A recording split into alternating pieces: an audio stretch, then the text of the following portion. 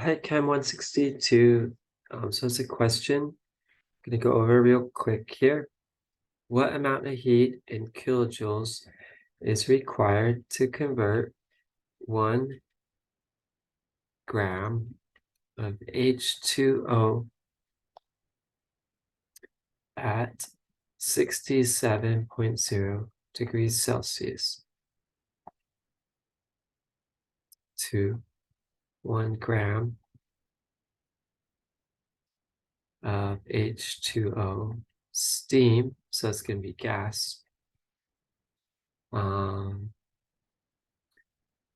100 degrees Celsius. So this is a heating curve type problem. So you can have a graph temperature. It could be in Kelvin or Celsius here. This is in Celsius. And heat added,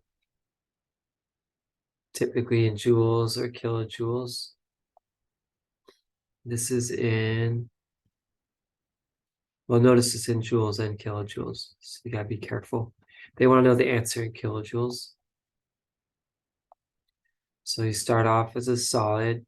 When you go heat a solid, it melts, turns to a liquid, and the liquid boils, and then turns to a gas.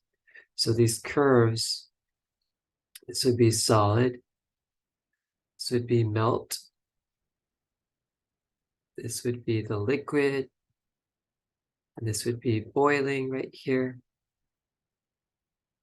And this would be heating and steam. So the interesting thing here, notice the flat part, the temperature is not increasing when you go from a solid to a liquid or a liquid to a gas. And that's because the energy is going into breaking the bonds rather than increasing the vibration of the molecules. So we're starting at 67 degrees. So it'll be like right here as a liquid. And then it's going to go to a boil. So up and then flat. And then we're going to end right here. Now it's steam. We're not heating the steam past 100 degrees, so we're not going to look up here. So you could regraph this in a sense and just look at this part. So the specific heat capacity of water, that's 4.184. That's associated with this part of the graph. That's in joules per gram degrees Celsius. And then the delta H vaporization, that's associated with this part of the graph. And that's delta H VAP, 40.7 kilojoules per mole.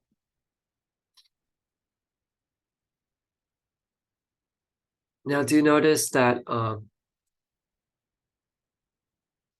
the graph, the flat part, the delta H vaporization does not have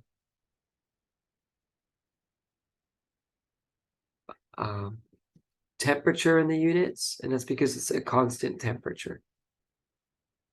But the heat capacity does have temperature in the units.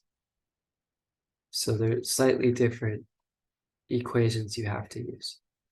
So Q is heat equals mass M, heat capacity C, delta T, change in temperature.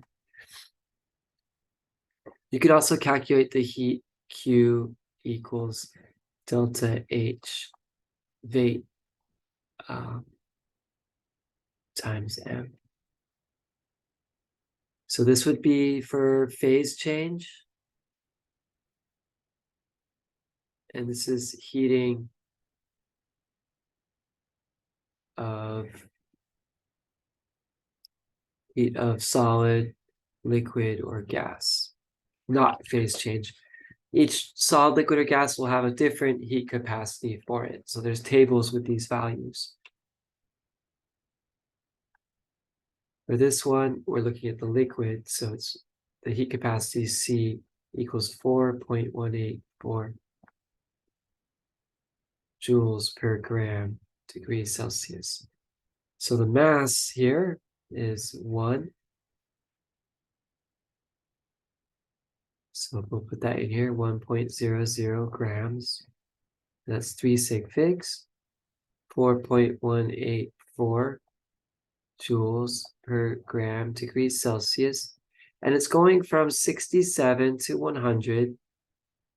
So 100 minus 67, 9. Use my calculator for that. I could do the subtraction, but I'm trying to go quickly here. 100 minus 67 is 33 degrees. Notice the zeros here. 33.0, so 3 sig figs. 33.0 degrees Celsius. And then looking at the sig figs, the units, grams cancels and Celsius cancels, leaving you with joules. So 1 times 4.184 times 33. And I get 138.072 joules. 3 sig figs, it's 138 joules. That's the heat associated with heating the liquid from 67 to 100 degrees. Now we have the liquid, we got to boil it.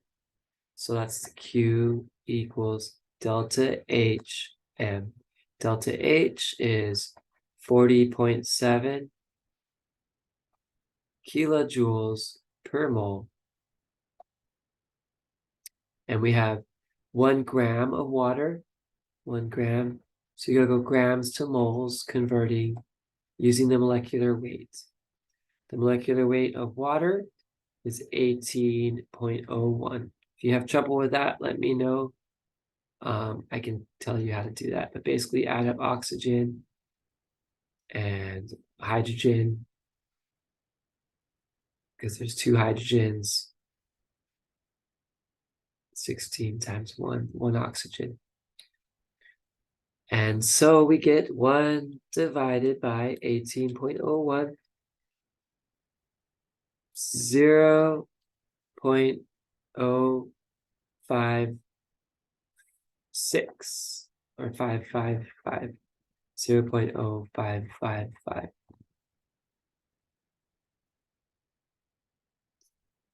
0.0555 moles times 40.7. So we get kilojoules, 2.26 kilojoules. So now we have 2 different amounts of energy. We'll have to add these up to each other. The final answer is supposed to be in kilojoules. So let's convert these joules to kilojoules. Joules to kilojoules. Divide by 10 to the 3. So 0.138. So 2.26 plus 0.138. And I got 2.397. 2.397 or 2.40. So then you got to go and enter this into your active chemistry assignments.